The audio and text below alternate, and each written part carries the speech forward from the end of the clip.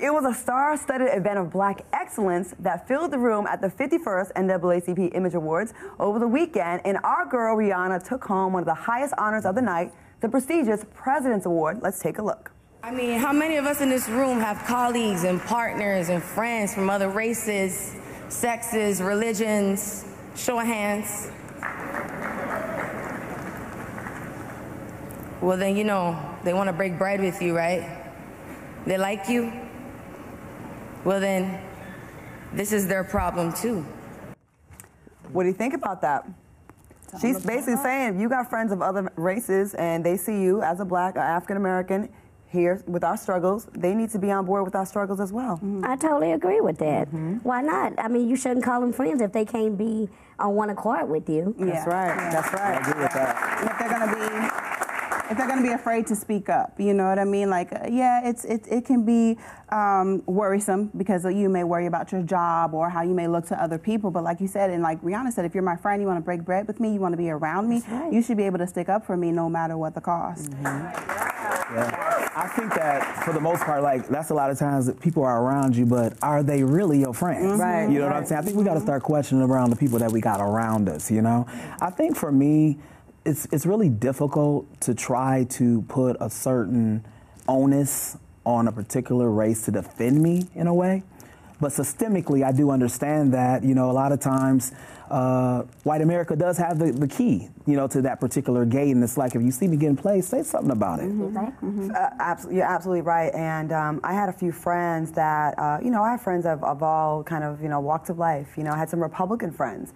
And we would get into it because, you know, I'm like, how can you call yourself being a friend of an African-American woman and being okay with all the things that are being said without saying something about it? And they didn't really understand. I've lost friends, you know, since this new administration came in because of just the insensitivity to the things that we're going through and the things that were being said.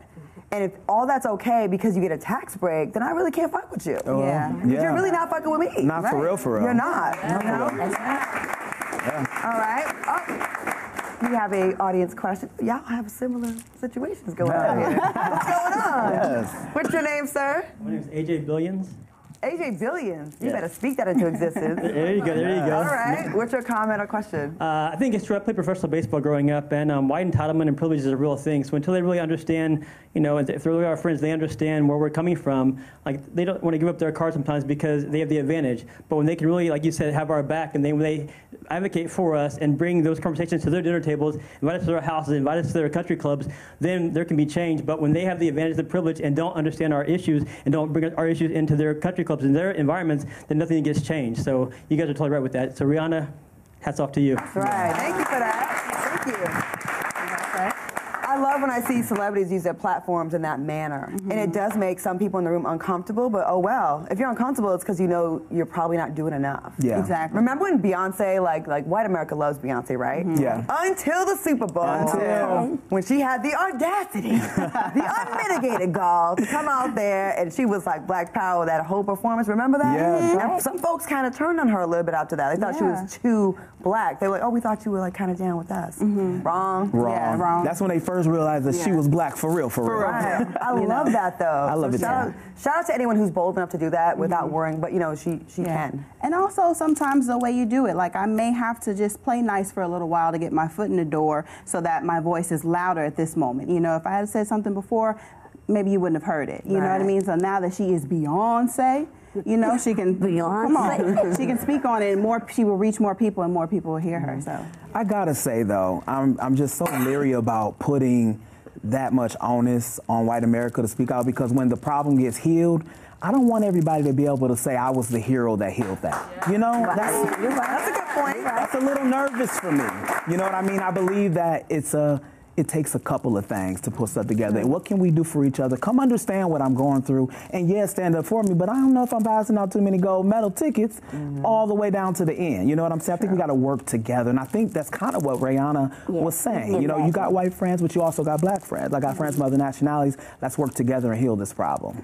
We need their help, and then we also need we need us to get together a lot more than we're doing. Yes. But we have a lot more work to do ourselves. I agree. But it does, I mean, we do got to tip our hat to those people that are bold enough to speak on our behalf. Facts. Facts. Right in front of that room. Facts. Exactly. Now, Blue Ivy made history over the weekend by becoming the youngest NAACP Image Award winner.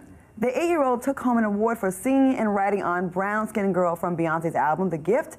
Is Blue following in her mother's footsteps? That's right. Yes, You better go, Blue Ivy. Okay. That's all I can say. Come on with it. I wish I had those skills when I was her age. I wish I had those parents. Listen. That's it. Like, No. damn.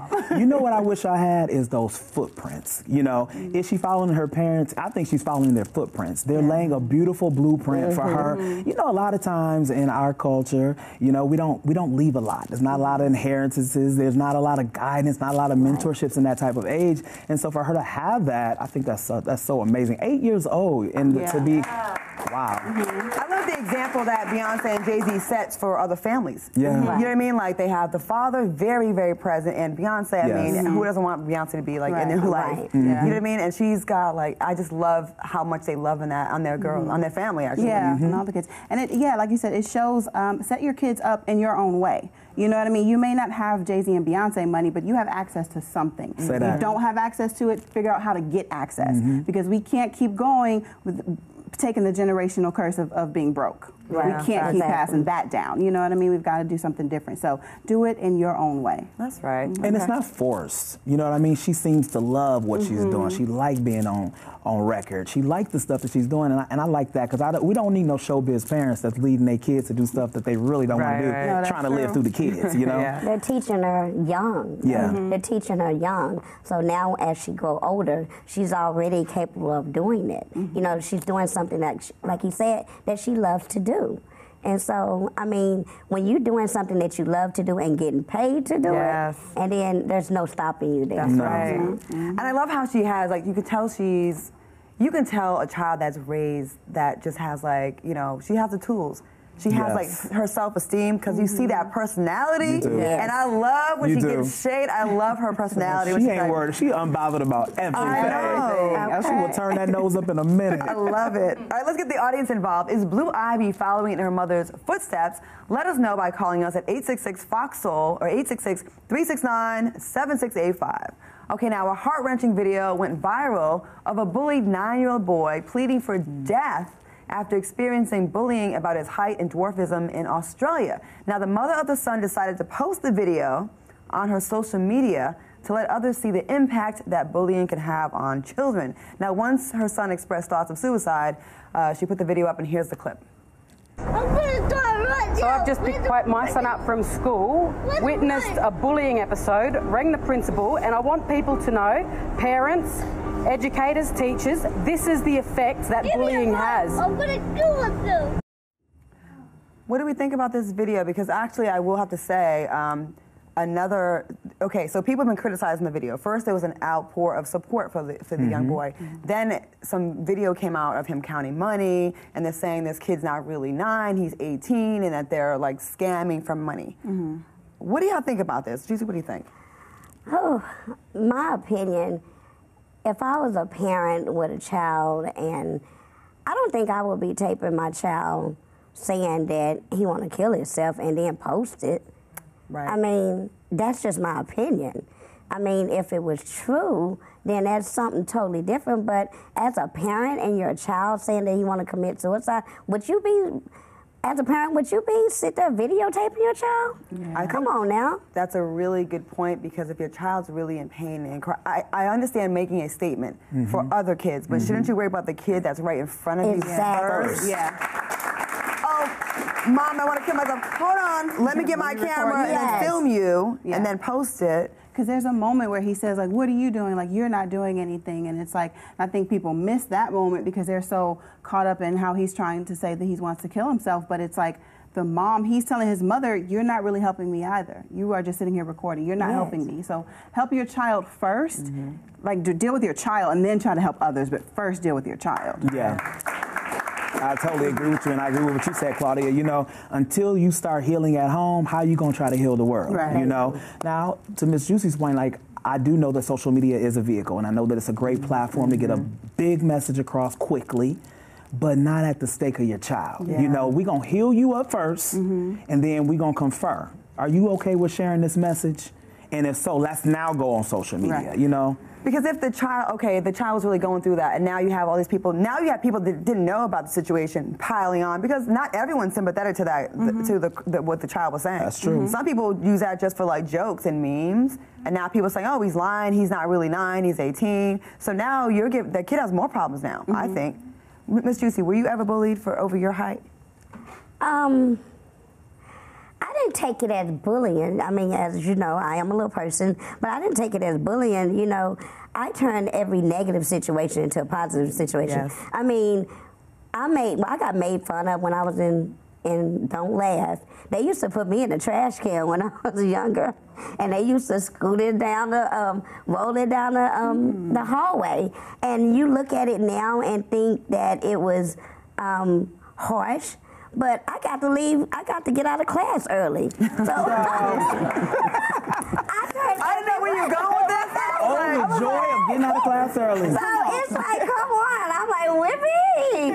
I was having fun. So it was like, I turned every negative situation. They thought it was making fun of me. No, I'm going to use it to my advantage. I'm going to use it to do this. I'm going to use it to do that. They say I couldn't do this. No, honey, no. I didn't let nothing. I mean, I wish more people can be like me and be turn those negative situations, use all of those stumbling blocks to make them stepping stones, you know, to doing something you want to do. And you really lived that. When we used to work at the station, I remember one day you came to work, you was upset about something. I won't say what it was about, but you were upset about something. Remember, we had our conversation. Exactly. That's when I think that's the day we really, really bonded. Yep. And like, can I just tell you, you have been kicking ass ever since that day. Yes. You was on that show, and I know that you weren't getting paid there like you should have been paid. I'm gonna say that right now. Okay. But then you got Little Women of Atlanta. Yes. And you have been on fire. You are a fan favorite. True. You really are, though. But you're not just making a speech here. Like, you really live that. And I remember, this has only been, like, what, 4 years? 4 years. You turned it around. I heard you got a big old house, too. Well, you know, little ladies love big things. I'm proud of you. I really am. Yes. All right. Now, retired NBA player Ben Gordon opens up about a suicide attempt and his own struggles with mental health in a powerful essay. He wrote, "I lost my career, my identity, and my family all pretty much simultaneously. I was manic depressive. I was obsessed with killing myself. I don't think I wanted to die, but I just couldn't stand the pain anymore. I took one of those heavyweight jump ropes and I tied it around my neck and I got a chair and I hung myself." Now, how does it feel to see a black man open up about this type of struggle? Because we don't really get to see this or hear this. I think a lot of times, especially in the black community, we really don't like to talk about depression, mental illness, because I think we have this thing that we have to be strong. I'm a strong black man. I'm a strong black woman. So a lot of times, like being that vulnerable, we think that's weakness. What do y'all think about this? It's really heartbreaking to hear, you know, that piece of his story.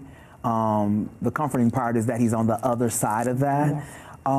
I find it to be empowering, though. First of all, vulnerability is so strong to me. It's often seen as a weakness. It's not. It's not. It takes a lot, especially at this level of celebrity, you know what I mean, of being known. So I applaud him for being able, In this day and age, I mean, with social media, even if you're not a celebrity, like, everyone has a perception of having this perfect skin, perfect hair, the snatch waist, everything's photoshopped, everything's like perfect. No one shows their negative or their down days or their sad, you know, their troubling times. So it is really a show of strength to say, listen, I don't have it all together. Yeah. And like you said, like him being a black man, like more men need to speak out against that. Like they have these issues and it's okay to seek help, you know? Like he said, he didn't think he wanted to die. Luckily, I think that moment, unfortunately, that moment came because he was hanging himself. That's not a way to go quickly.